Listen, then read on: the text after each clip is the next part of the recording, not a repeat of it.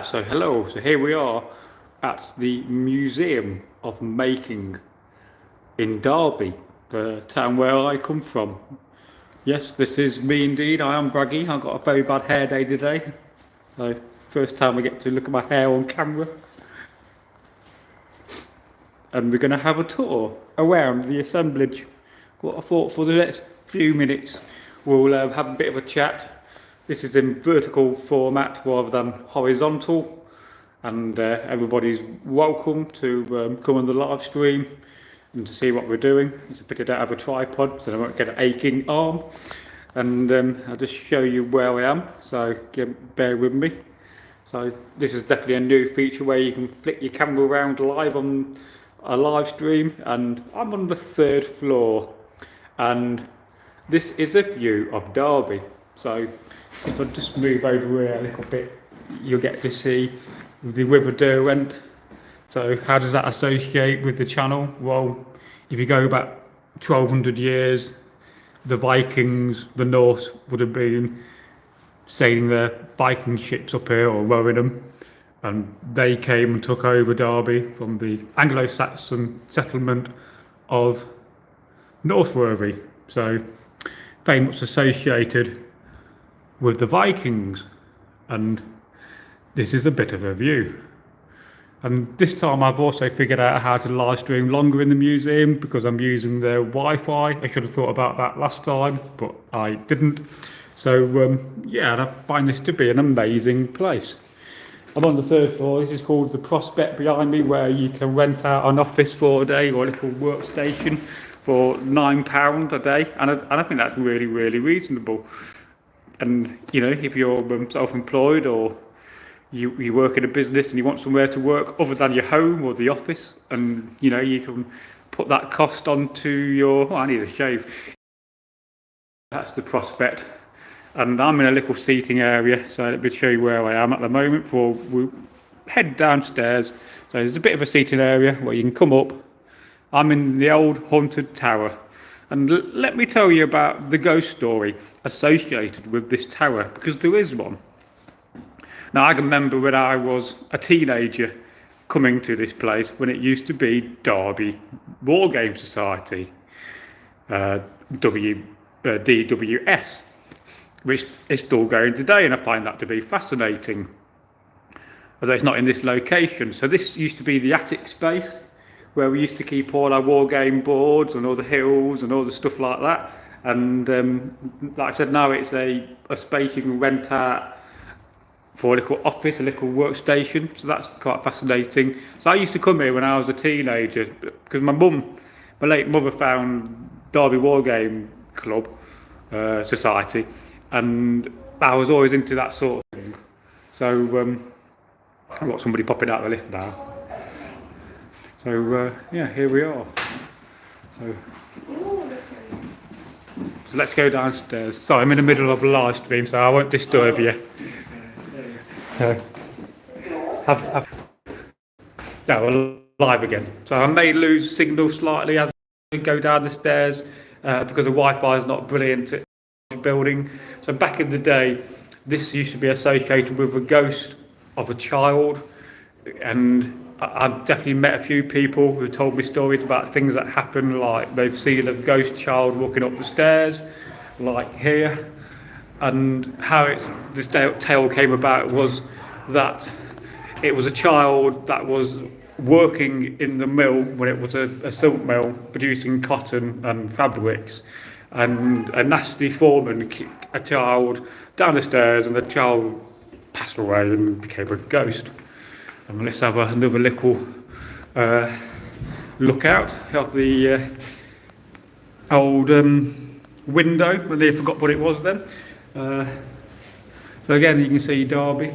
Again, this is the stairs associated with the ghost story. I think if you check out the Richard Felix ghost story videos, you'll find him talking about it. And this is all the floors of the museum. And we're here. We're going to go to the assemblage, where sorry, you carry on, and where there's so many objects and it's very overwhelming. So yes, let's carry on in there. You have a nice day, my friend. So here we are in the assemblage. And of course we'll try to be professional and not get too many people on the live stream.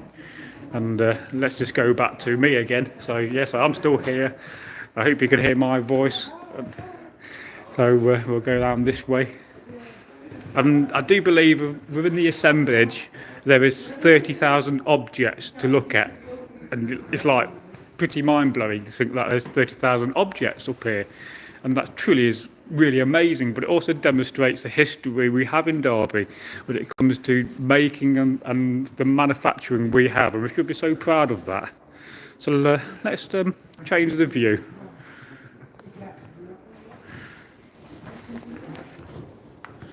So we'll go down here and we'll start to have a bit of a look. And this time I've got connected to the Wi-Fi of the building, so we can start off. We got signs, the Great War sign, that's really fascinating. It's nice that this stuff has been saved and we've got all the names of all the people on here. I mean, you could spend 10 minutes looking at each object. And it's like an old telegraph pole top. I mean, amazing how those have changed and so how important telegraph was in communications. And then you have things like this, which are like clocking in machines and signs. It's where do you start looking at? I mean, if you could film every object in this one floor, then you're going to have 30,000 videos to make. And we've got model trains from the railway industry, because Derby is also associated with the railway. It was a fast railway hub, a big one. And you can look on the bottom floor, you got printing things, because it doesn't always tell you what some of the devices are. So I'd be quite curious to know, and some of these are like old phones. And again, it's just fascinating. And we'll mosey on down. You also got all these drawers as well, which you could open up, and you'll find things in the drawers to look at. Again, Pullman, that's associated with the railways. And we'll have another look. Oh, these are printing blocks. Again, that's such an old thing. And look, you've even got a printing block of a bus. Amazing. And it's good that these objects have been saved. Here we have a part of a train. I mean, they don't make trains like that anymore, do they? And we have a Midlands Railway clock by Besworth of Nottingham, which is the county next door to us. And of course, the home of Robin Hood. And you also get a very good view of the river. That little brown patch in the river used to be an island many years ago, and I can remember it being an island, but over time it's eroded away and doesn't often pop up, only when the river is very, very low. I mean, we've got engineering boxes. I own a few of them. These are forms for making things and casting. So if you wanted to cast a large gear wheel, or some other of these are all for casting. Of course, if you're doing casting or sand casting, you've got to have the forms. And the forms are generally slightly larger than the object, because the metal object will shrink in that process of casting. And more signs, the Midland and Scottish Railway. I mean, this is just one small segment of it. I mean, more signs. I got a few things I might give them from Derby. And then we get pictures and more signs. I mean, it never ends. Where do you start?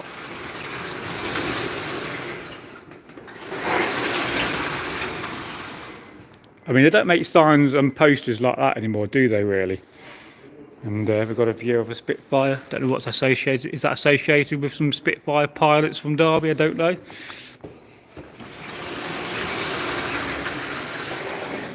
I mean, I could open up all these, but I'm sure you don't have to look at hundreds of pictures. But we'll open up number 9. as that's quite lucky for us being a Norse Viking channel, as number 9 is very much associated.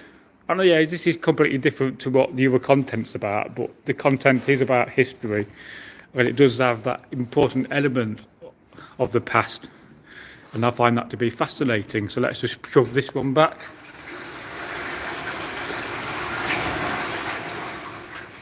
And we'll mosey on down. Because you don't know who I am the channel host, Bragi Magnuson.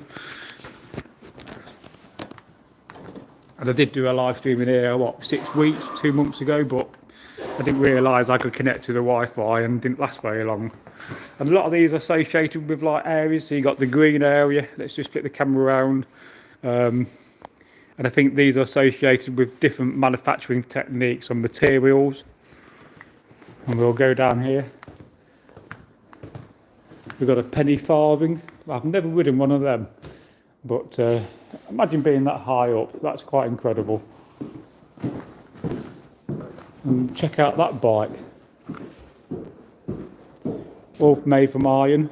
They don't make bikes like that anymore. But again, that's just fascinating. And penny farthings are still popular today. So I find that to be amazing. Now this is one of my favourite areas and windows, is all these amazing tools. It's a little bit dark. They could do with some better lighting on some of these little cabinets. But you can see various blacksmithing tools and hammers and pickaxes. Of course, another thing that Derby is associated with is mining. So that's certainly true, and there's lots of mines, including one in Derbyshire called Odin's Mine, which is quite dangerous to go into if you're a caver. And I've been in that cave. And again, you got street signs on Midland 91 Drake side. That'll be associated with the railway again.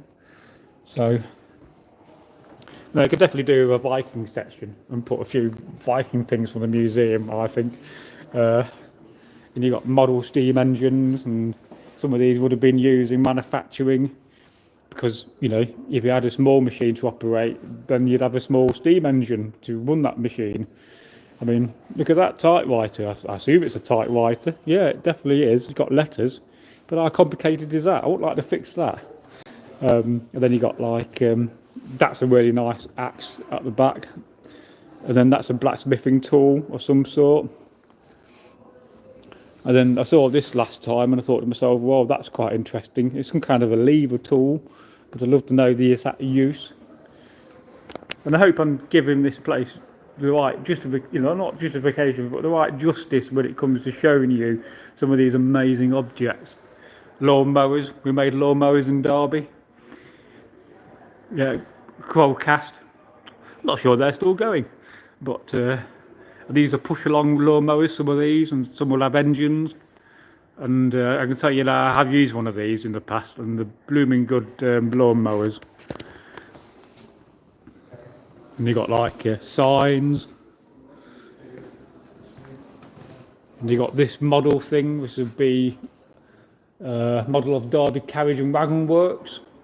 Now during World War II, all of these buildings were painted on the roof, and they painted like streets and woods to confuse the German bombers, and you can still see that on the roofs today, how some of it's left over. And a really famous artist did it.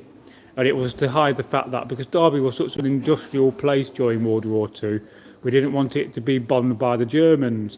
So on these roofs they painted streets with houses and roads to confuse the Germans, and it really did work, because Rolls-Royce and the railway sites of Derby didn't get bombed, apart from that one infamous time when I think it was a Messerschmitt bomber, it may be a Dornier, came and shot and dropped a couple of bombs in near Rolls-Royce. And in fact, my dad went afterwards and dug out some of the metal from the bomb in the wall, and I got it somewhere in my house.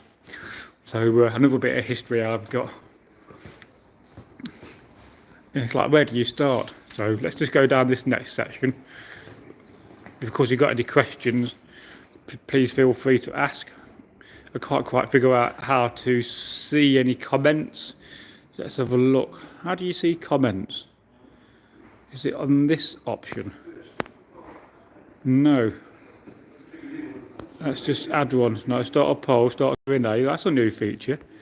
No, you can post a live stream. No, I don't know how at all to go to the comments. And these are just more the little cabinets and display areas where things have been made. All of these objects which I'm showing you, and I'll show you these things because I'm still on camera, bear with me. All of these objects have been made in Derby. And I find that to be fascinating and amazing. And sadly at the moment, one of the problems the museum I'm making is having is funding problems. It is at risk of closing because of a lack of funding. So it's so important that we share, you know, the heritage of our past, to respect our ancestors, so that we can, you know, help this museum to stay alive and to keep going and to show more of the amazing things, because I assure you there must be loads of things out there people have that have been made in Derby, including myself, that could be donated and shown off. Now this museum used to be the Silkmill Museum, and there's also another connection with the museum and the channel, and let me explain that. So the other connection with this museum and the channel is that our late and great former channel host Egil Thorson used to work here as a museum guide and one of these people that sit in the museum and talk to the public. So for many years, Egil, or Simon, or Si as his friends call him, used to work here, and so many times used to go into Derby, you have to go and do a bit of business, and I would pop him and I would come and see him, and I would come up. This was this floor used to be the bar area, so this was never open to the public, but the floor below was where he used to work. And so many times I sat with Simon Egil and talked to him, and I find that to be amazing as well. So we'll mosey on, let's show you some more things. We'll flip the camera around. Like I said, I could spend 6 hours in this one room and still couldn't do justice to all the objects. I mean, there's just so much have been made. I mean, that's quite interesting. What's that? No idea. It's like it's a stop valve for a gas main, a water main, but someone's gone and decorated it on top. Fascinating. Whistles. I never knew that Derby made whistles, but there's some snuff boxes and little railway boxes. Again, fascinating. This must be some sort of a stove. So again, we didn't know we made stoves in Derby. We'll go this way. And then work badges and military buckles. That's another thing I never knew we made in Derby. We'll go down this way, as there's a gentleman walking down. I don't want to get him on camera. Another thing we made in Derby is the devices in signal boxes, like here. I mean, if you've ever been in a railway signal box, then you know what this is.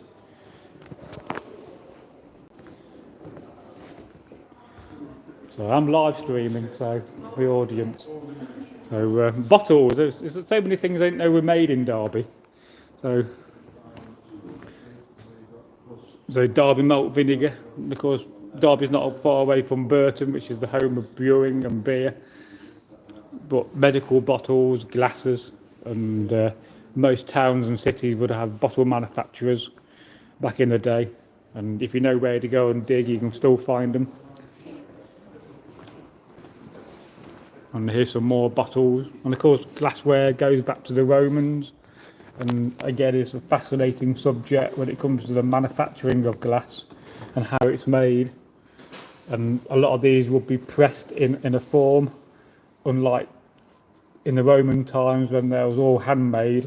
And that, of course, that also associated with the Saxons and the Vikings and later medieval times. Although in the Saxons and Viking times, glass was a very, very rare thing. And another thing we made was stoneware, bottles for ink and ginger beer, and beer, of course, and lemonade, and of course all these have been made and manufactured in Derby. Of course, Derby is also famous for, you know, bone china. Again, another thing we'd take for granted, but yet it's very collectible. Because we're not far from Staffordshire and Stoke, where the manufacturing of china and objects like that is really, really big. And perhaps one day we'll go over to Stoke and we'll do some filming. We've got a toilet here, the Midland toilet. They don't make toilets like that anymore. I suppose if you get two of them, it's a bug off deal, buy one, get one free.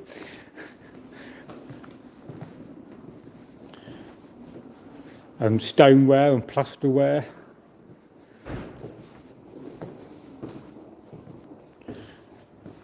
And we have an old broken sign, but I'm glad it's been saved anyway, even though it probably got smashed when the building got knocked down or the sign got taken out.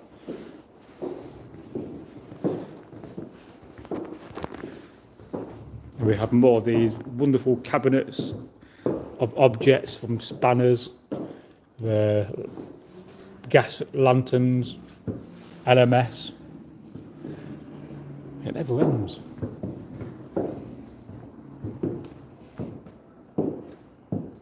Here's a model makeup of a engine, so no doubt associated with Rolls-Royce. Yes, that's the Hawk.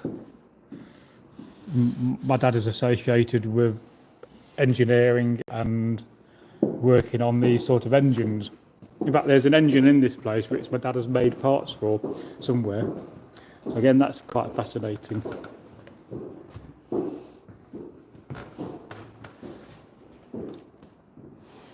Microscopes, I didn't know we made them in Derby. But yeah, there we go. Or we'll probably manufacture some of the parts in Derby for them, because that one says Luton.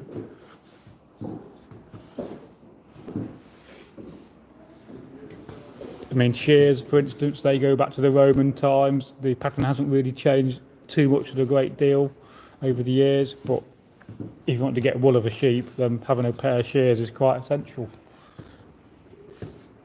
And of course, shears go back to the Iron Age in theory and in practice. It's just such an old item. It's just that during the modern times, the way they was joined together in the Viking times and the Saxon times, it would have been generally a one piece, I would have thought. Whether you make it in two pieces and rivet it together at the handle, yeah, possibly. Again, would you take a pair of shears into Viking battle if that's the only thing you got in your longhouse? It's not the best of choice, but yeah, it's still got two stabby ends and it could do some damage. Although, because it's not a weapon, it's a tool. And then we have engineering things like micrometers and Stanley. They was associated with Derby, and of course, if you know of Stanley, they make really good tools, and that's a wood plane. And screwdrivers, and bows. And here's another bow. Because there's not many people produce, and I think the last manufacturer of bows was closed down, the last foundry, because it couldn't get any work or funding. It's a shame. I think it's in Lancashire. Ceremonial cups. And I think most cities and towns would have manufacture of all these objects because they had to be manufactured somewhere, but some towns and some places specialise more than others. Here we have an old crucible. That's for melting metal or bronze, brass, silver. Sometimes a crucible has a one use because you have to smash it up, especially if you're making crucible steel. But again, that's a wonderful object made out of clay. And because that would most probably be handmade. Let's just go down here and see if we can get access to this area. I hope you've enjoyed this video so far. Now if I get a chance and I can go to the other museum in Derby after this, and I've got time, I may go and do a live stream in the archaeological section, and I'll show you the Reptum Thor's hammer. And of course, that's more associated with the Vikings than most of these objects, because these were all 18th, 19th, and 20th century in manufacturing date. So we'll see. And I hope everybody's having a good day wherever you may be in the world. I've got a couple of videos today more about Derby. I made a couple of videos on the way down. So I've sat down upstairs. I showed you where I was sitting on the 3rd floor in the little sitting room. A great place to go and have a lunch. Let's split the camera around again. It's a really good, option that is. And this time I also figured out how to live stream in vertical format. Although last time I live streamed in a vertical format, I got hundreds and hundreds of people watching. So perhaps that vertical format has died off a bit and not so popular now as it used to be. But at least I know when I come to Derby, I can connect to the Wi-Fi, and you just type in Museum of Making Wi-Fi, and it's 8 zeros, and it's free to the public. Because you've got model engines, some of these would be actually used to power small machines, and some of them would be just a model demonstrating what that company could manufacture. And in this case, this big engine here is a model of a general purpose horizontal engine for driving machinery in mills, and this is a demonstration model, because as a business in those days you didn't have YouTube or the advertising like we do today, so they had to advertise somehow, and so they manufactured small models of the machines and the equipment they made. And of course that also is associated with people that did apprenticeships, because they would make a miniature toolbox, or if there was a wheel maker, they would make a miniature wheel to demonstrate their skills. So these are all little stamps for printing. And of course, every town and city had printers and newspapers, more in those days than we did today. And at the back, you can just see a massive micrometer by Moore and Wright. And they were really good manufacturer of tools, and I own quite a few tools by them, being a ex-engineer. So again, more of these objects, they're just truly amazing. Perhaps we'll look into this box for you and see what's in here. So we've got more objects. I mean, we won't see everything in here, but including handcuffs used by the police, and looks like a kind of cast iron cast of, looks like Napoleon to me. A model plane, again that will be a demonstration model, I'd assume. And decorative cast iron and brass and bronze items. So again, what we make in Derby is just completely fascinating. And we won't look at all those drawers, but we'll look into the next one and see what we can find. So this is a really good drawer. Chisels. Oh, I love a good chisel. In fact, I've got one just like that, and I've got chisels just like these ones here. And if you're into woodwork, then chisels are so important. And at the end we have 2 blacksmithing tools. We have a kind of a former for knocking a square hole. This one here on the left. And then we have a pair of tongs, and there looks like there's another blacksmithing tool there as well. And then this is a clamp for clamping down a press on a flywheel, and there's another set of tongs which I didn't quite see, was a bit darker. And then we have this one here is an old soldering iron. In the old days, soldering irons were so much different than modern ones, but we don't connect them to electricity in those days. We'll have a look in this drawer as well for you. So look at that for a tool. That's a billock. That's for hedge laying. Then we've got some kind of a special axe. That would be a roofer's axe, because it's got a slot in it. And I don't know what these are, but again, also demonstrates some of the items that have been made in Derby.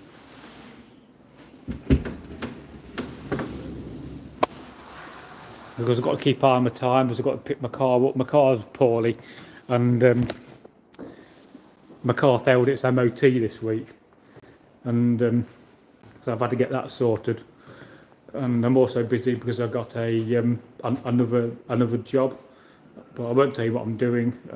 But it's a very rewarding job. So we do have a comment here. So thank you for the information. Love history and museums. I collect items too, and that's from BB. Well, that's great, because collecting historical items and having the ability to repair and restore these items is an amazing thing. And I love collecting tools and items and stuff I'm interested in. I mean, you can't own enough axes or chisels or screwdrivers. So we'll mosey on. We're going to another section of the assemblage, and we've got a plan here of Bolvia Castle. That's the drainage works from 1929 to 31. That's fascinating. Not seen that before. And here we have a map of England. Let's see, and we're here. This is Derby. Let me just switch it on because I'm on the wrong angle. I apologise. So here's a map of England, and we're there in Derby. Of course, Derby was named by the Vikings, Alderby, or Deer Enclosure Settlement. And this is the Bolvia Castle plan. That's quite fascinating. And we've got an old LMS sign with the poster. It's pretty much fallen off and come off, but that's still history. And then we have these models here. This is the new model of the railway hub in Derby. They should have kept the old one because it was really nice and Victorian. And I think this building's the prettiest building in the world. And again, that was a poor decision to knock down the old station. And we have another model underneath, which we can't quite see because the other model's on top. And this is quite fascinating if you like model planes. There's a load of them. So perhaps Derby's associated with model planes as well.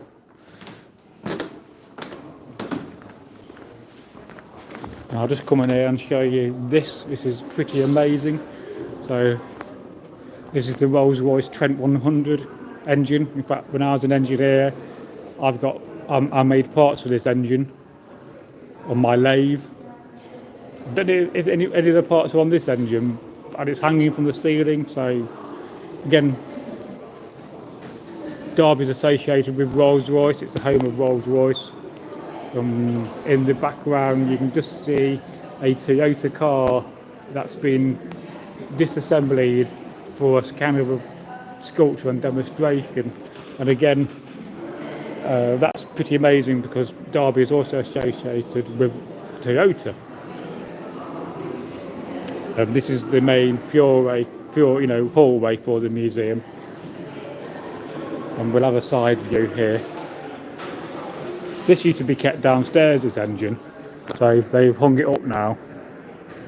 And again, where do you start designing one of these? Absolutely amazing, and the size of it. Of course, aeroplane or aerospace engines are becoming smaller these days and more efficient than ever and more eco-friendly. I don't think they use this engine anymore. I'm not sure on that. I'll have to have a look into that, whether the Trent 100 is still used. Maybe on a historical aircraft that used it, possibly. And of course you could see on this side the bluing from how hot the engine gets, so the metal has discoloured because that's where the heat goes out of the engine, and this is the front of the engine over here. So yeah, so I hope you've enjoyed that, and I could read you some of these things, but I'll be there all day. But we're going to have a look at some of the pictures. This is the environment my dad would have worked at, and he worked on the Eagle engine, and the Conway engine, he worked on that, and the RB211, I've made parts for that. The Merlin, that powered Spitfires, if I recall, and that's the main works opening in 1908. We'll carry on this way.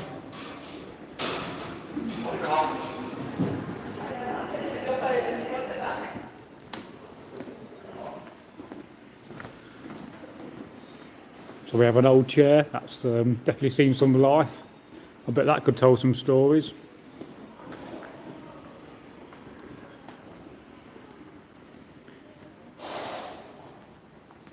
And some other things, of course, here's the Derwent again. It's quite a wide river, to be fair. Of course, you couldn't really sail a long ship down it from the coast these days because there's too many weirs and too many things that have been changed about it and re-engineered as we took over and managed the rivers.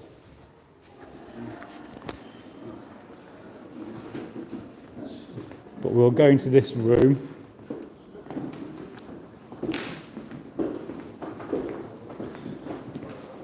Of course, more signage. That was sort of a popular thing to manufacture. And let's have a look in here. If it's not too busy, we'll go in. And this is the very famous railway, model railway of Derby Museum of Making. And it's got a really unusual gauge, which I forget what the gauge is. This used to be kept on the second floor and used to be a lot smaller from my memory. And it does run a couple of times a day. Let's just stand on this box to give you a better view. And they keep working on it, so it's a project which they've not finished and will probably never be finished because they're going to keep adding trees and buildings and work on the hills. So it's a long-term project. But again, I find that to be really fascinating. And you can see just in the distance, I don't think we can zoom in. Oh, we can zoom in. Oh, I didn't know that about live streams. You can see some of the model railway engines and trains. And this one's at 11 o'clock in the morning and then at 2 o'clock in the afternoon. And as a model maker, I always find railways and things like that to be really fascinating. Let's just zoom out because I forgot I've zoomed in. Hang on. There we go. So we've got a couple of model railway engines and trains there.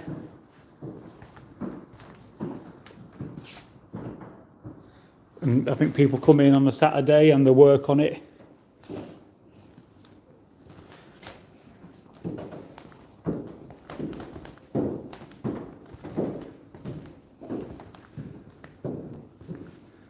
Yeah, I think that's pretty amazing. Like I said, I can remember this from my childhood. When my mum and dad used to take me down to the silk mill, and this would be on the second floor. It was half the size in those days, so they've really extended it out and made it much bigger. In fact, I got a few things to give them, like model making material, which I've made myself, which I think will come in handy for them. So at some point, I will try to remember, see if they want it or not. So if you're into model making and model railways, then this is definitely a place for you to come and visit.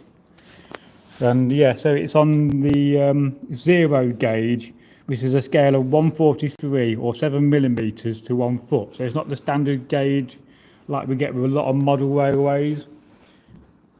In fact, I've never had a model railway, so I don't half fancy getting one.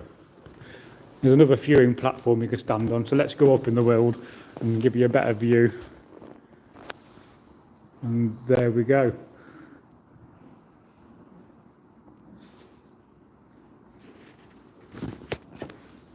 Yep, that's just really amazing. Well, of course, you may not be into model railways, but I am. So, again, you can just have a look on here. If you do come to Derby, then you know from this sign that it runs at 11 o'clock and 2 o'clock in the afternoon.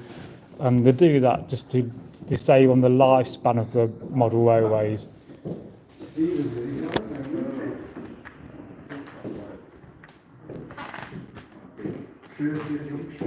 Yeah, so we'll go this way, look at some of these signs. Like I said, Derby is really associated in a big way with model railways. It really is. And railways themselves. So, and of course, Midland Railway, what we had. And in those days, they knew how to build things. Well, they still do today, of course. So, we'll go in this direction. You haven't got a time on you guys, have you? Yes, I know. Let's Just 1:30. Oh, thank you very much. Just give me an idea. I'm live streaming, so I can't see my time. You take care, gents.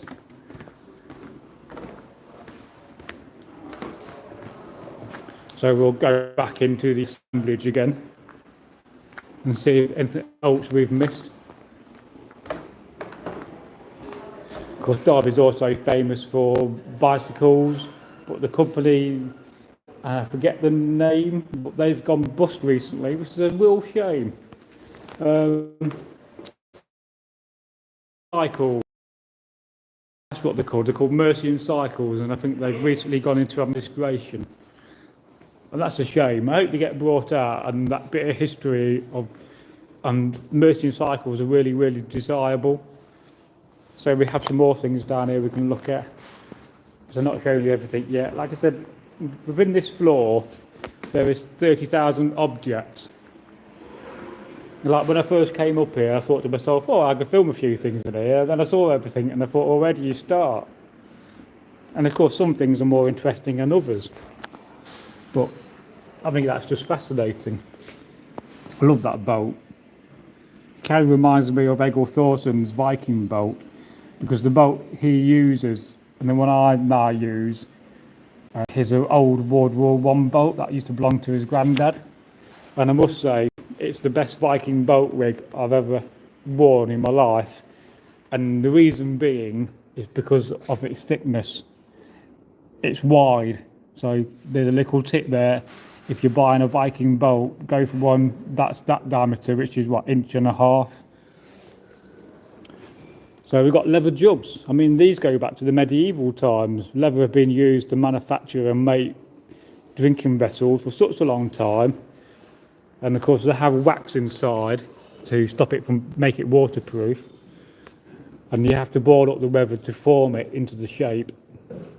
So I didn't see these last time, and these are often called bombards or blackjacks. But of course these go back to the medieval times. So yeah, amazing. And here we have another model of some sort of machine, like a conveyor belt or something. It's a FS diffuser Van Hengel system. And some of it's falling over, look. Oh dear. And here we have another model. So, yes, I find that to be fascinating.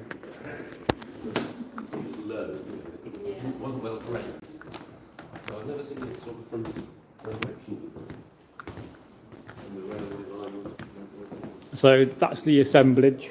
Definitely worth coming to spend an hour or two up here, look at all the objects. And I hope I've given it the right justice and shown and demonstrated some of the amazing objects we have manufactured in Derby. And, you know, what I'm showing you is the tip of the iceberg, really. But next we'll go to the museum, which is the Derby Museum and Art Gallery. And if I can get an internet signal, I'm not sure whether they've got Wi-Fi there. You can just see the Toyota car that's been taken apart to hang the parts up. That was quite cool. Hope I'm not panning the camera around too fast and you're getting dizzy. So we covered it all. We started off talking about the ghost story in the tower. We've gone around the assemblage, seen some of the 30,000 objects.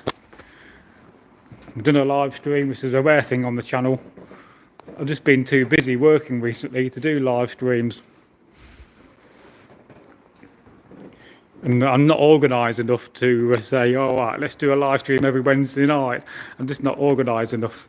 Yeah, we've got a couple more comments here. We've got the Viking Martin Brown. Hello Martin. I hope you're keeping all right, my friend, and you're looking after yourself. One day we are going to travel to Belfast and we are going to come and see you, but I'll let you know beforehand, and we'll meet up. And then BB says, wow, that engine is fascinating. Never seen anything like it.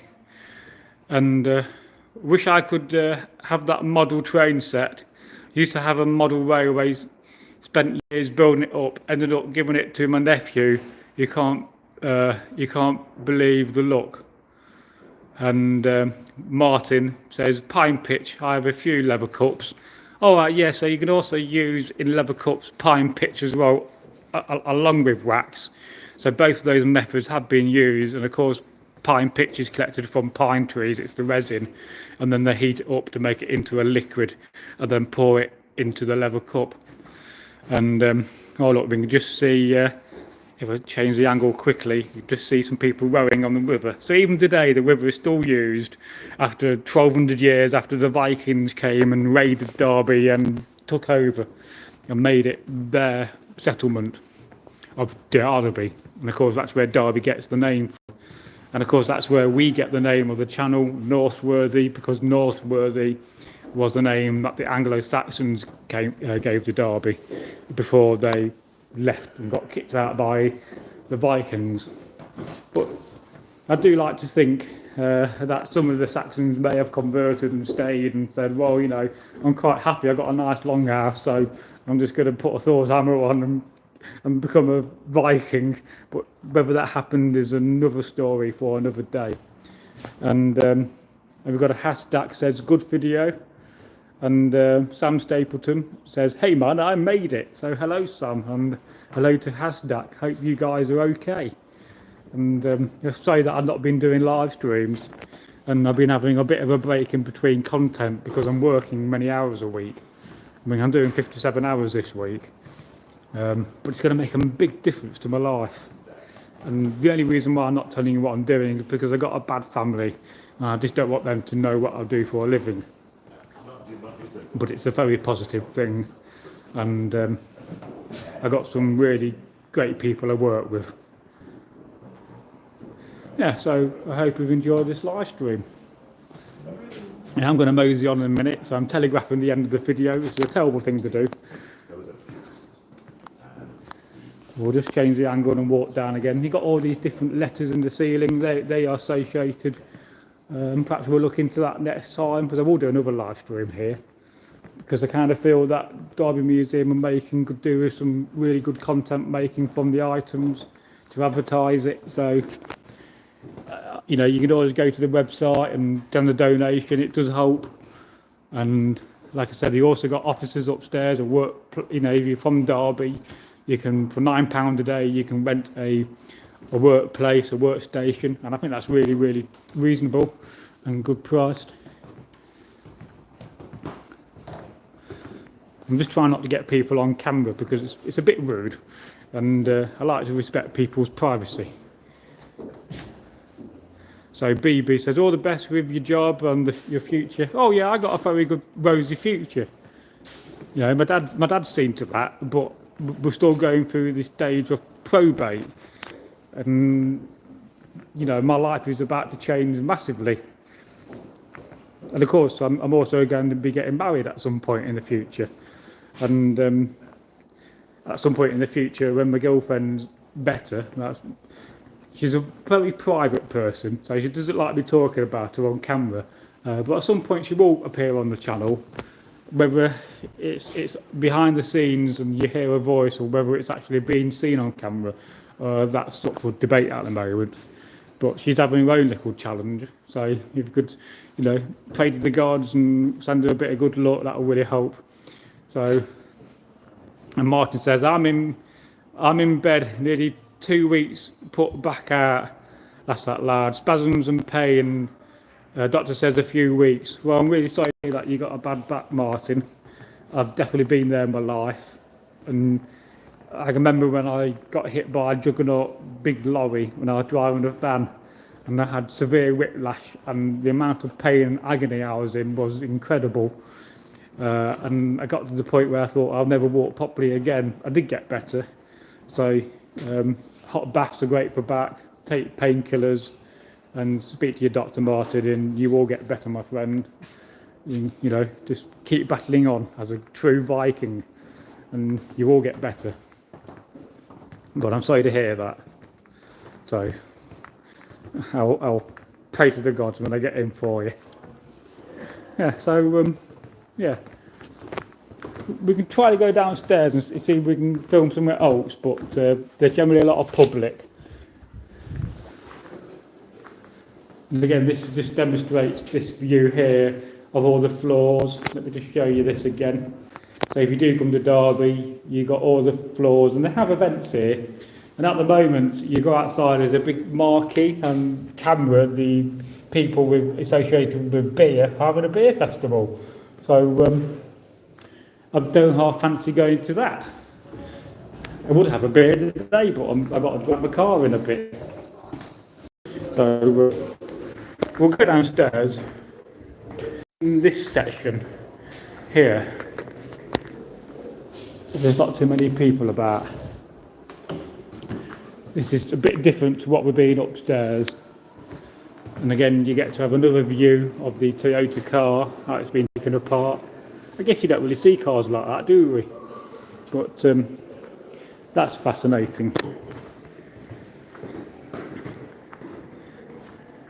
This is more like an area for people to work in. These videos are quite cool, because these are all videos of people in Derby making things and showing you and talking about the manufacturing,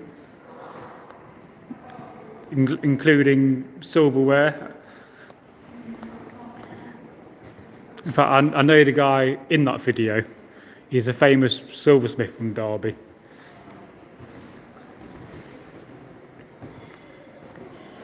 Hello, how are you? Fine, thank you. How are you? Yeah, what's the purpose of this floor then? So, this floor is more of a general, I would say this is more of a general history of Derby. Yeah. Yeah. If you head upstairs... Yeah, I've just been so there. Is more about, I mean... And then trying to get people to interact. Yeah, sort of. Yeah. We have, for example, we have a number of temporary exhibitions on this Yeah. floor. For example, the Empire exhibit from 1924. Right, yes. And that sort of Derby's integral part of that. Some things that were sent. Yeah, yeah. We have showing off different makes of Derby. Yeah, I've seen the videos. Yeah. So I'm live streaming, but you're not on it. Yeah, I would say this is a more generalised. Yeah, I think trying to encourage people to take part and have that interaction as well, rather than showing them 30,000 objects, which is pretty amazing, really. Yes, that's basically what you're... Yeah, did we talk last time I was in?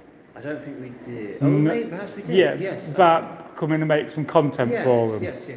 Yes, I'm not forgotten, I've just been really busy. No, not at all. Yeah. At all. It's fine. Yeah, Andy, by the way, so Charles, nice to meet you, Charles. Lovely name you got. Oh, thank you. So I'm just doing a live stream, so I went upstairs. Luckily, I remember this time you got Wi-Fi.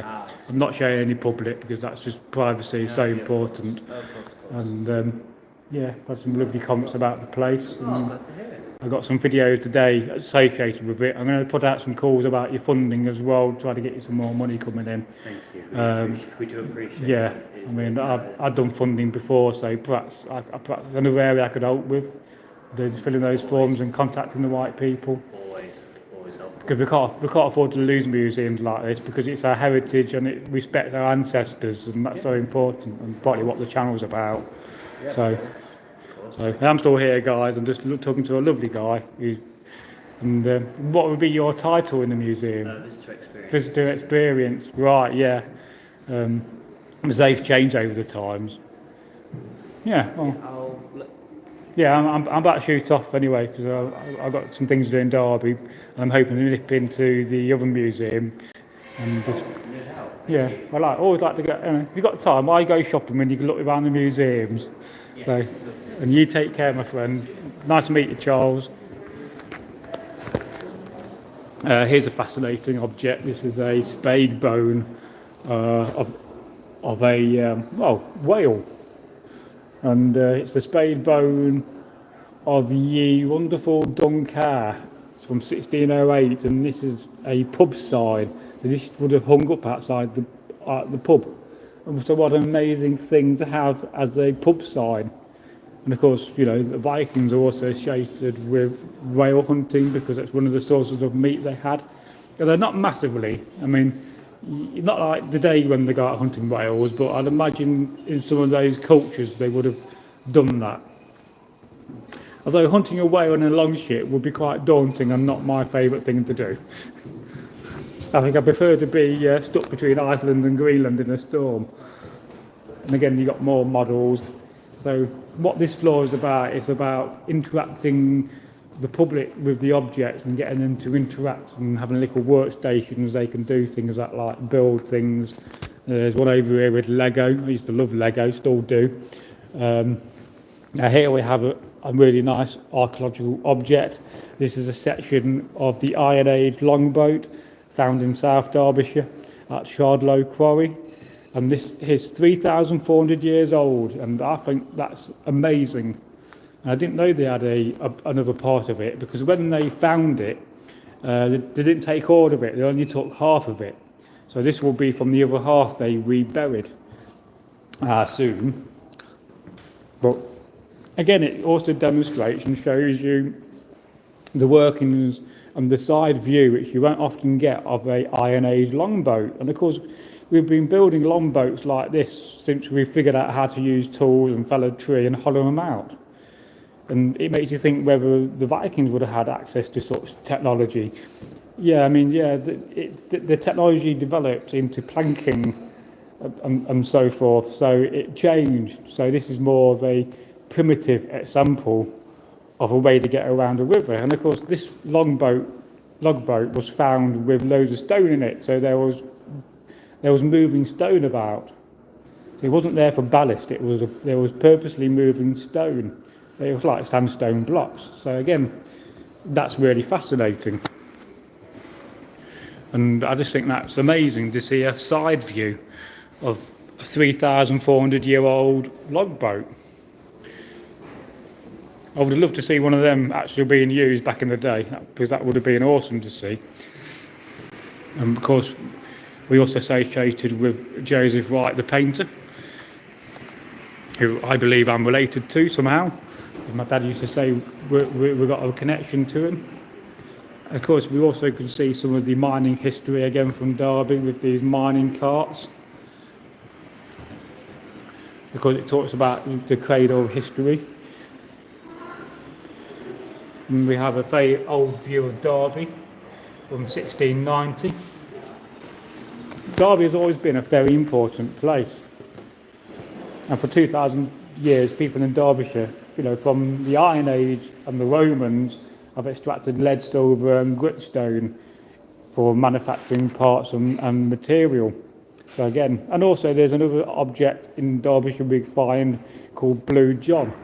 And Blue John is a semi-precious stone. And there's not many places in the world where you find Blue John. So again, then we have these things which for the public to interact, so you can build something. This is a marble thing. You put a marble on here and it goes down, and it goes down here. Well, not quite in this case. I was probably too violent with it. But it's just good to have that interaction, especially for children, because they love that sort of thing. Let's try again. We're doing it slowly this time. Will it go down this one? Oh right, yeah, we nearly completed it. Yeah, so and this is the second floor. In fact, we can just show you a painting of Derby. And that's a painting of the prospect of Derby. You can see the cathedral, which you can see from here. So, and then we're here. This is Derby Industrial Museum with one of these two buildings. Maybe this one. So it was a very posh place and a very rich place, and very desirable to live at. And of course, this place used to be a factory, and this is one of the machines that would have been in that factory, or a machine like it. So, and again, it was developing silk for the silk industry and cotton. So yeah, so I hope you've enjoyed this video and this live stream. Now I'm going to end it now. I'll show you myself on camera, because I'm going to walk to the next place and see if possibly I can get a signal. But let's just read some of your comments before I go, because it'd be rude not to. And Sam Stapleton says, the man need to recreate that Viking drill bit on the live stream with you. I'm just a swear word with I'm just rubbish at computers, so I've got to figure out how we can get together on a live stream. Yeah, I'll contact you on Facebook again, and I'll see if we can send you some instructions. I got to have the option open for somebody to join, and we will do a live stream together and talk about many things. We won't plan it in the sense what we're going to talk about. We'll just go with the flow. And Martin says not spending money, so he brought a dozen new arrows. Oh, that's cool. I don't really have a Viking longbow or arrows. It's on my list. And Sam says, I do arrows, but not good at making the arrow shaft yet. Well, that takes time, but there are some very good videos on YouTube that will demonstrate and talk you through the whole process. And as you practice making arrow shafts, you become better. And then Sam says, you have to know your past so you're not not doomed or not going to repeat it. And then Martin says, I bought a few heads and shafts online and a few feathers, so making a few when I can. And Martin says, nearly as old as me. And Sam says, very nice, are you accomplished arrow maker? And Viking Martin Brown says, I made 2, laughs out loud. And Sam Stapleton says, do you think it could have been Viking sharpening stone that they traded? Well, yeah, possibly so. Yeah.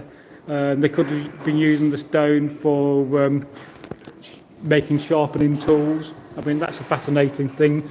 There's a really good video from Ireland about this family that have a little quarry, and they make sharpening stones for tools, and they show the whole demonstration and how they did it. And if I find the video at some point, I'll share it, because it's really fascinating. Stones, and the stone they use in Ireland is very famous. And then just at the end of the live stream, we got a comment from BB who says, well done. He said, well, thank you very much. I'm glad you've enjoyed this live stream. As we just look at a few more of these wonderful and amazing items in the museum.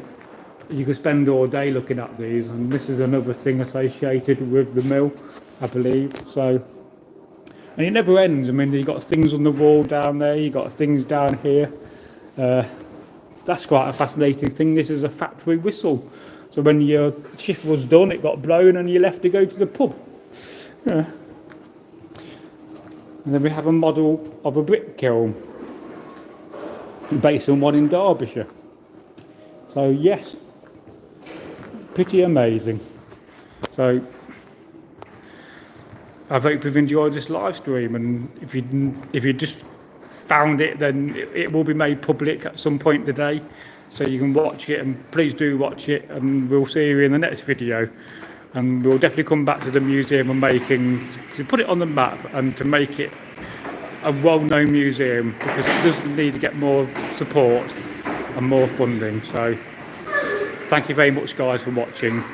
I've got to now try to figure out how to end it. I've probably forgotten. So yeah.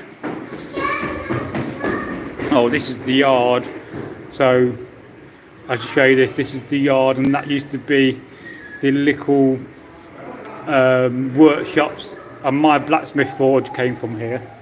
So yeah, so I'll try to figure the end of the live stream now, and the first thing I'll show you in this video is the Viking area. So there where my finger is the infamous and famous Rectum Thor's hammer.